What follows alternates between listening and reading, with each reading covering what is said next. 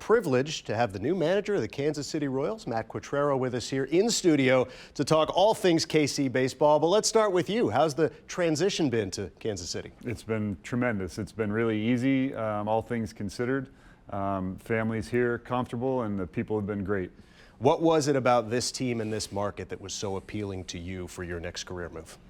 You know, there were a lot of things. I think, first of all, was just the quality of the people that I'd be working with here, from John Sherman, J.J. Piccolo, the whole front office. The people have been great. I could tell they were genuine. I could tell that they stand for the right things and they treat people well. And obviously, there's a lot of talent in the organization on the baseball side, too. So there were a lot of real positives. For a long time, the Rays have sort of been the poster child for small market success in Major League Baseball. To what extent was that a part of the conversation when you were talking with JJ, when you were talking with ownership in terms of bringing that sort of Rays philosophy here to Kansas City? I mean, there was some of that, but, you know, I think there's a fine line to a balance to strike there, because not too long ago, the Rays were trying to be everything like the Royals were, you know, and so it's a copycat industry like most sports are, right? The recent success of the Rays has obviously gotten a lot of publicity, and rightfully so. But at the same time, there are a lot of good things in place here in Kansas City already. So it's not a full, everything has to be changed overhaul kind of thing. You know, there's good young talent and there's a lot of good systems in place too. So I think it's striking that balance between the two. First-time manager in the bigs, so you may not fully know the answer to this yet, but what is your managerial philosophy? Well, my philosophy is going to depend on the players on the field, right? So I think you have to be adaptable. You have to understand what each player can do individually and what that collective group can do. And I think you don't try to shoehorn a philosophy into a group of players. You let them play the game and you work with them. Maybe a similar question, but a lot of baseball teams sort of take on the personality of their skipper. So what's the personality of this team going to be on the field? Hopefully consistent. You know, I mean, I think that's one thing I try to be, and that, you know, I was raised by educators. My wife's an educator, so I think it's just kind of the consistency, the day-to-day, show up, do your job, do it to the best of your ability, and then live with the results.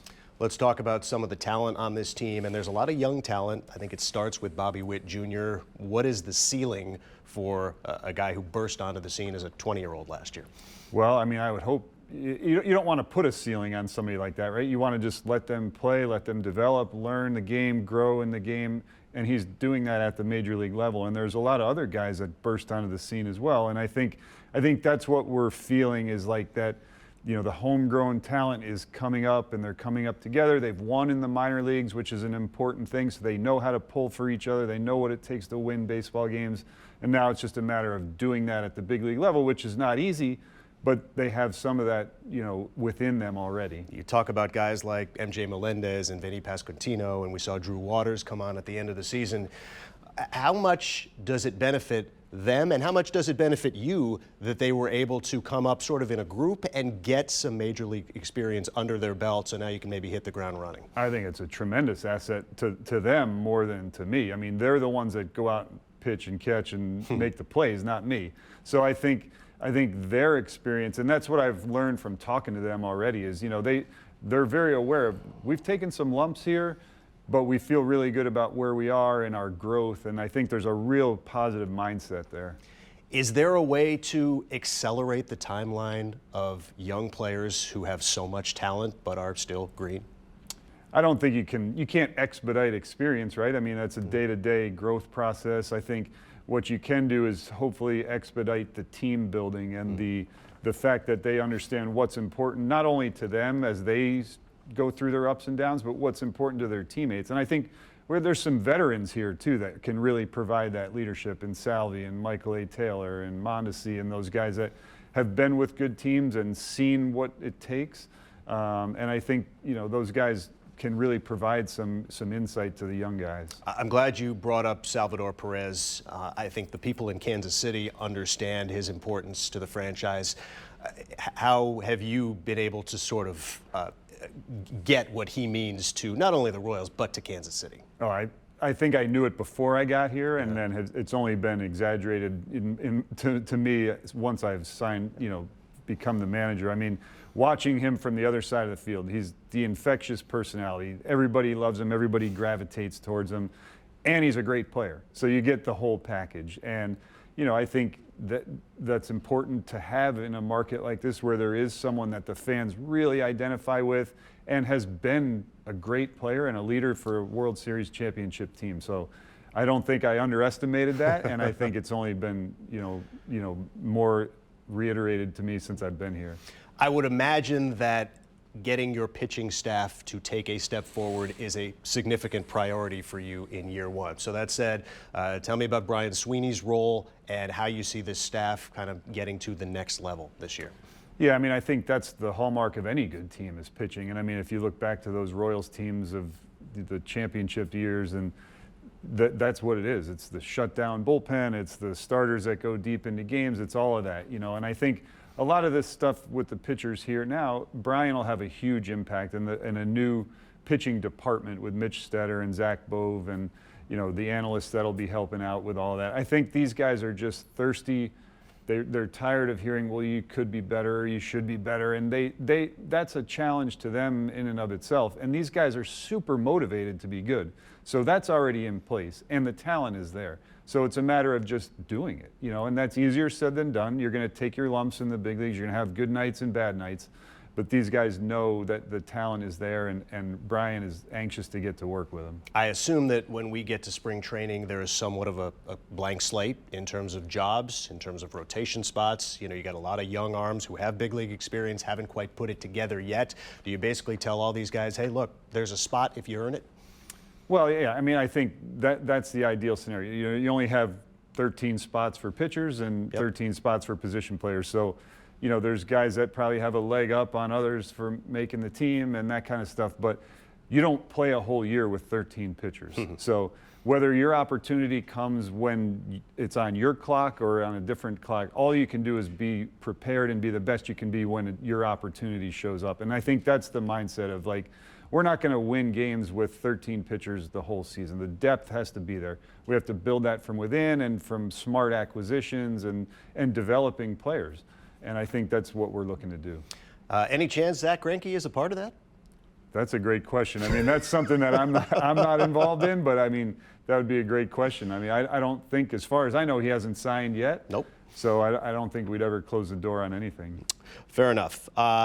Ownership has been realistic in terms of sort of projecting a timeline. Just curious as to, you know, how you see this team this season and a chance to compete for, you know, if it's not a division title, maybe it's a wild card, or maybe you walk in and say, you know what, our goal is to win a World Series. I mean, everybody's got their own sort of philosophy on that. Well, of course. I mean, you play to win, right? I mean, you're playing, the goal is to win a World Series. And I wouldn't want to put an expectation or a number of wins on this group of players. Our goal is to get better every day, you know, and I know that's somewhat cliche, but that's really what it is. I mean, we don't know what we're going to be as a team yet. We know we have talent, and the margin of error in the big leagues, the difference between winning and losing is a razor-thin margin every night. You know, you start that game every night, the teams that win 100 games or the teams that lose 100 games, the differential there is very thin night to night. It's a half a run here and there every night, right? I mean, everybody gets blown out on nights and everybody blows other people out on nights. So the difference is going to be making up that ground in the middle and swinging those marginal games in our favor. Looking ahead to spring training, is there anything that you plan to do as a first-time manager that, I don't know, is new or different or something from your experiences, both as a player and as a manager, that you thought, yeah, I like kicking things off that way? You know, I think the biggest thing is letting the players know that this is their team, this is their clubhouse, this is their future, these are their results, it's their time in their career. So it's not about me and rah-rah speeches or, you know, that to me doesn't hold a lot of water in baseball. It's a long season, it's 7 months. That kind of stuff does not work from what I've seen in baseball. It's keeping a light atmosphere, it's keeping the guys enjoying coming to the park so that it's fun for them to work on their craft. Okay, you have finished the first portion of our program. Now we're going to turn to what I call the lightning rounds. Okay. Quick hitters. I think you're up for it. We'll have some fun. First question, who were your baseball heroes growing up? Well, I grew up a Yankee fan. Hard to say that now.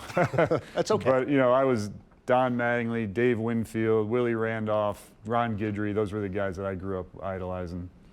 What's your favorite vacation spot? The best vacation I've ever been on was my honeymoon. That was to the Good answer. Costa del Sol in Spain. Okay, I've been there. It's beautiful. The best barbecue you have had so far in Kansas City, because I'm sure you've sampled. I've only had one so far, Okay, all right. and it was Joe's. So Okay, well, it's that a good place that to was start. number one. What is the worst butchering of your last name you can recall? Oh, I couldn't even tell you. It's been a lifetime of it. The one that my friends still joke about was Catarbo. Okay, there you go. That's solid. If you could sign one current Major League player to the Royals, regardless of salary or contract status, who would it be?